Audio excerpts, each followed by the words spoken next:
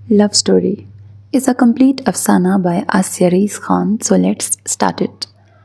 हमारे अंदर नई ख्वाहिशों के अंगड़ाइयाँ लेने का कोई सीज़न है ना मौका.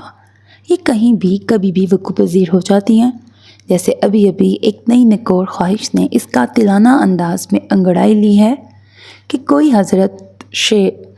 हज़रत शायर देख लें तो एक अदद दीवान तो कलम बंद कर ही डालें. यूँ हुआ कि कज़न भाई की शादी का मौके पर सारा ख़ानदान जमा था और सामीन की खासी तादाद देखकर बड़ी बाजी जले दिल के बबूले फोड़ रही थी. हम बड़े इन्हमाक से बाजी को ज़बानी पूरी दयानतदारी और दिलजमी से बयान हो रहा सांसनामा सुन रहे थे. वो झूठ की आमेज़िश के बिना मसलहत के रेशम में लिपटे बगैर जो उनके दिल में था और जो उन पे गुज़र रहा था, हर्फ बहर्फ हाज़रीन, नाज़रीन और सामीन के ज़हीन बसारत व समात के सुपुर्द करती जा रही थी.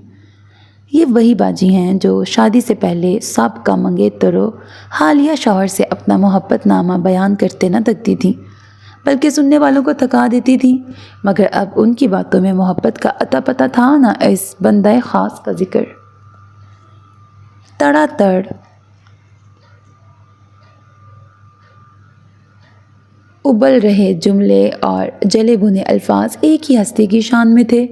बकौल बाजी उन जैसी मासूम दोशीज़ाओं को फ़रेब देने की खातिर दुनिया ने जिसे ससुराल का नाम दे रखा है, वो दरअसल कैद बामुशक्क़त भीख भुगताने वाली जेल है.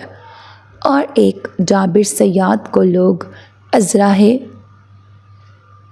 तफनसास कहने लगे हैं. सो अब शादी से पहले वाली दास्तान गुलो गुलजार की जगह दास्तान आहोज़ार थी. इस किस्साए ज़ोर व सितम में जो बात हमारे नाजुक मजाज और उससे भी नाजुक दिल को दहला गई, वो बाजी पे लादे गए काम की फहरिस्त थी. अब क्या बताएं, हम इतने सादा हैं जो काम किए बिना गुजारा हो सकता है हम उसे करते ही नहीं. जो कल पे टाला जा सकता है उसे आज करने जैसे कोताह अंदेश भी नहीं. और कफ़ायत शारी का आलम तो ना पूछें. मेहनत, वक्त, पैसा, पानी, तवानाई अल्हम्दुलिल्लाह सब बचा लेते हैं.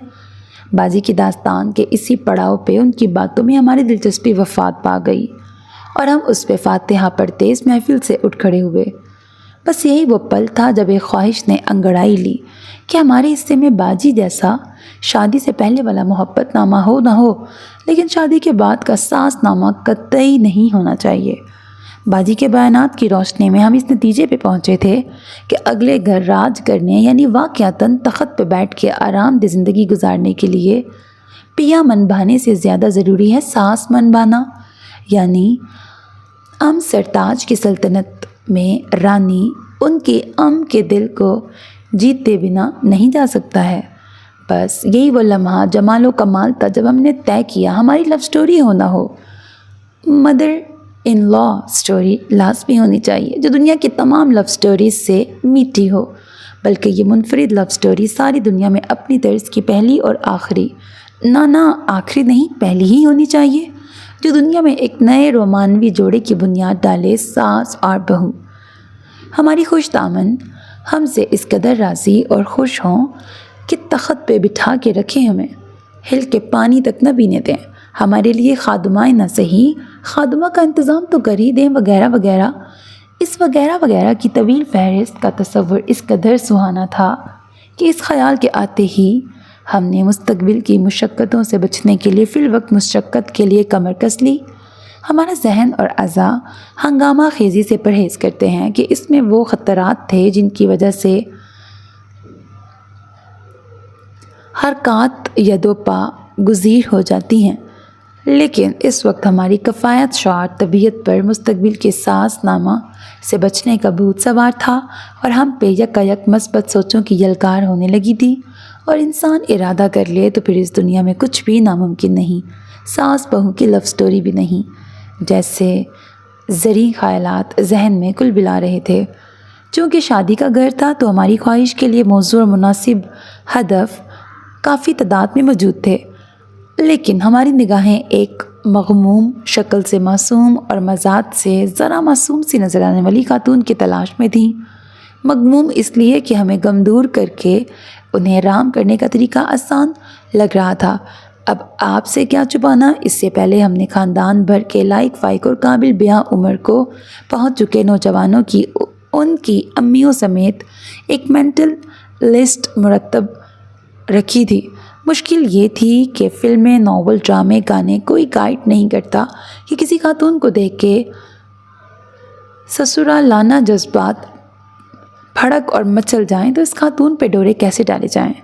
اب بھی دانشوروں کے لیے کتنا کام ہے اس دنیا میں کرنے کو، مگر افسوس اس نازک معاملے کی جانب کسی کی توجہ ہی نہیں کہ ان معاملات میں سیلف ہیلپ قسم کے کتابچے مارکیٹ میں لانچ کیے جائیں تو ہاتھوں ہاتھ بک جائیں۔ خیر، اب ہمارے پاس اتنا وقت تو تھا نہیں کہ دانشوروں کے ہوش کے ناخن لینے تک انتظار کرتے، اس لیے خود ہی اپنی دانش مندی پہ انحصار کرنے کا ارادہ کیا۔ کچھ سوچ بچار اور رد و قد کے بعد جلد ہی ہمیں مطلوبہ خصوصیات والی آنٹی مل گئیں۔ یہ خالہ جان کے نند اور ان کی بڑی پکی سہیلی تھیں۔ ان کے متعلق مشہور تھا کہ اتنی نرم دل ہیں گویا سینے میں دل کی جگہ روئی رکھ دی گئی ہو، اور ان کی معقولیت کے لیے اکلوتا ثبوت کافی تھا۔ سن رکھا تھا کہ مغموم ہونے کی وجہ بیٹی نہ ہونا ہے، جس کی انہیں بڑی حسرت و آرزو تھی، اور ہمیں اس کمی پر کمینی سی خوشی ہو رہی تھی کہ ہم بیٹی بن کے ان کا یہ غم دور کر دیں گے۔ ہم چشم تصور میں انہیں پروانہ اور خود کو شمع کیے ان کے ارد گرد منڈلاتے رہے۔ اس مہم کا درجہ اول تھا ان کی نگاہ خاص یعنی فیوچر شوہر والی نظر کا ہم پہ پڑنا اور انہیں ہم میں اپنی بہو نظر آنا۔ اس کے لیے ایک طرف کھڑے ہو کے ان کی نگاہیں خود پہ پڑنے کا انتظار کرنے کے بجائے لازم تھا کہ ہم خود ان کے دائرہ نکاح میں قدم رنجہ فرماتے، اور شادیوں والے گھر میں اس کا آسان طریقہ چائے تھا۔ چائے بنائی تو تحسین بوا نے تھی، لیکن اس دور پر فتن میں بنا کام کیے لیکن اس دور پر فتن میں بنا کام کیے اس کا کریڈٹ لینے کا ہنر آرٹ آف لیونگ کا حصہ ہے، جس میں ہم کسی قدر مشاق تھے۔ ٹرے لیے نظر جھکائے ہم سب سے پہلے ان کے پاس پہنچے اور کپ اٹھا کے انہیں پیش کیا۔ آنٹی آپ کی چائے؟ بیٹا میں، جی ہم جانتے ہیں آپ کے لیے الگ سے بنائی ہے بنا چینی کے۔ ہم نے مسکراہٹ کو عاجزانہ، شریفانہ اور معصومانہ رکھنے کی پوری کوشش کی تھی۔ جیتی رہو، انہوں نے خوش دلی سے کہتے ہوئے کپ تھام لیا، اور ہم پہلی کامیابی پہ جوش کو سنبھالتے آگے بڑھ کے دوسروں کو کپ تھمانے لگے، جن میں ہماری اصلیت سے واقف حاضرین کی نگاہوں کی حیرت، بے یقینی، تمسخر اور معنی خیزی کو ہم نے ایسے نظر انداز کیا جیسے تازہ خون کی تاک میں بنبنا رہا مچھر اسے بھگانے کے لیے فضا میں لہرا رہا آپ کا ہاتھ نظر انداز کرتا ہے اور آپ کا خون چوس کے ہی دفع ہوتا ہے۔ اس پہلے مرحلے کے بعد اب ہمیں وقت سست خرامی سے قدم اٹھاتے، اس سے بھی آہستگی سے گفتگو فرماتے، ہر بات کے بیچ سر جھکاتے، سر اٹھاتے تو 10-20 سیکنڈ کے حساب سے پلکیں جھپکاتے، نیچرل لک کے لیے ڈھیر سارا میک اپ خرچ کرتے، بالوں سے زیادہ تعداد میں پنوں کے استعمال سے بڑا سادہ دوپٹہ سر پہ جماتے، مشرقی حسن اور لکھنوی تہذیب کی زندہ مثال بنے بزرگوں کی محفل میں گھسے رہتے، اس احتیاط کے ساتھ متوقع ساسو ماں کے رڈار سے باہر نہ ہوں۔ ہمیں اس صوفیانہ حال میں جو انہیں سوکیانہ لگ رہا تھا دیکھ کر ہماری جنریشن کو ہمارے خلل دماغ سے لے کے خلل معدے میں مبتلا ہونے تک کے ساتھ شکوک گہرے تھے، لیکن ہمیں پرواہ نہ تھی، ہماری سوچ اور منصوبہ بندی تک وہ کوئی بھٹک ہی نہیں سکتا تھا۔ ہمارے ہدف کو شبہ نہ ہو کہ وہ ہمارے نشانے پہ ہیں، اس لیے ضروری تھا کہ ہم دیگر خواتین اور بزرگان کو بھی پروٹوکول دیتے۔ ساری ہوشیاری یہی تھی کہ ان کے گرد جال بنتے ہوئے انہیں احساس نہ ہونے دیا جائے کہ دانہ چگتے چگتے چڑیا پھنس گئی ہے۔ جلدی ہمیں اندازہ ہوا کہ چائے کے نازک کندھے متاثر کرنے کا سارا بار نہیں اٹھا سکتے اور ہمیں انہیں مرغوب کرنے کے نت نئے حربے ڈھونڈنے پڑے۔ اس کوشش میں ایک دن ان کے دائرہ توجہ میں بیٹھ کر شوبی کے دوپٹے پہ لیس ٹانکی۔ جب شوبی نے وہ دوپٹہ دیکھا تو اسی کا پھندا بنا کے ہمیں پھانسی دینے پہ مصر ہو گئی۔ ایک دن اینا باجی سے ان کا سال بھر کا بیٹا ان کی گود سے لے لیا کہ ہم اسے سلا دیتے ہیں، اور یقین کریں جب متوقع ساسو ماں سامنے سے اٹھ کے گئیں تو اس بچے کو واپس ماں کی گود میں پھینکتے ہوئے ہم نے طے کیا کہ بچے پیدا ہی نہیں کریں گے بلکہ ریڈی میڈ 5-6 سال کے کہیں سے لے لیں گے۔ کبھی ان کے متورم پیروں پہ ٹکور کے لیے نمک والا نیم گرم پانی ان تک پہنچایا، کبھی انہیں ایک کمرے سے دوسرے کمرے میں ہاتھ تھام کے لے گئے، تو کبھی اسی طرح اوپر سے نیچے اور نیچے سے اوپر کا سفر طے کروایا۔ بارات اور ولیمے میں بھی ہم ان کا اور دیگر ساس کیٹیگری والی خواتین کا سایہ بنا رہے تاکہ کسی کو شک نہ ہو۔ کبھی سہارا دے کر کار سے اتارا، کبھی کھانے کی میز پہ ان کے لیے ویٹر بنے، کبھی بھیڑ سے بچا کے ان تک ڈائٹ کوک پہنچایا، تو کبھی ان کا دوپٹہ سیٹ کر دیا، کبھی آنٹی کی لپسٹک کو ٹچ اپ دے دیا، تو کبھی ان کی ڈریسنگ کی تعریف میں گلابے ملا دیے۔ جب وہ ہر بار بڑے مشفق تبسم کے ساتھ ہمارا شکریہ ادا کرتی اور دعائیں دیتی تو ہمارا دل جھوم جھوم اٹھتا۔ ہمیں ایک مہم سے امید تھی کہ شادی کے بعد گھر کی راہ لینے سے پہلے وہ ہمیں بلیغ نہ صحیح خفیف سا اشارہ ضرور کریں گی، مگر ایسا ہو نہ سکا۔ ہم اب بھی اس قدر معصوم تھے کہ سمجھ نہ سکے، اور اس متوقع اشارے کے بعد ہماری وہ گھنٹوں آئینے کے سامنے کھڑے ہو کے مناسب مقدار میں حیرت اور حیا کی آمیزش والا رد عمل دینے کی ریہرسل بیکار ہی گئی۔ شادی کے اختتام پر مستقبل میں کام سے بچنے کی صحیح میں اتنے کام کر لیے تھے کہ لگا اب کچھ مہینے بستر پہ ہی گزارتے ہیں۔ چونکہ مہمان جا چکے تھے سو ہماری ہر ڈھرامی بھی لوٹ آئی تھی۔ گھر والے جو ہماری حرکتیں دیکھ کر تشویش میں مبتلا ہو گئے تھے، ہمیں پلنگ توڑتا دیکھ سکون کا سانس بھر اپنے اپنے کاموں میں لگ گئے تھے۔ ہمیں ایک بہترین پریزنٹیشن کے بعد اب نتیجے کا انتظار تھا۔ اچھے نتیجے کی امید میں اول وقت میں نمازیں ہونے لگی تھیں اور دعاؤں کا وقفہ طویل ہو گیا تھا۔ نماز سے زیادہ وقت دعا میں لگنے پر گھر والوں کو ایک بار پھر خدشات گھیرتے۔ اس سے پہلے اچھی خبر آ گئی۔ اس دن ہم خوب ہل ہل کے دعائیں کر رہے تھے، یا اللہ اتنا کام کر لیا ہے پچھلے دنوں میں کہ اب عمر بھر کے کاموں سے نجات دے، مشقت کا سایہ نہ پڑے ہم پہ۔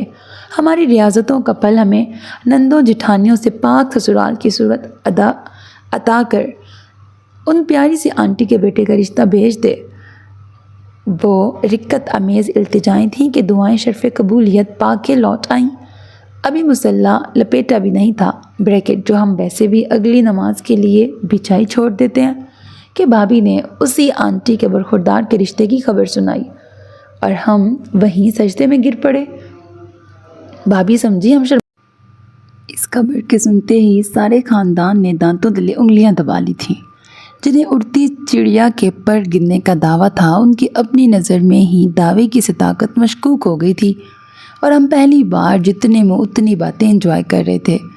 1-2 کزن تھیں ہماری جنہوں نے اس رشتے کے تار شادی کے دوران ہماری پھرتیوں سے جوڑ لیے تھے، اور ان کے درست اندازوں کو ہم نے اب پچھتاوے کا ہوت والی نظر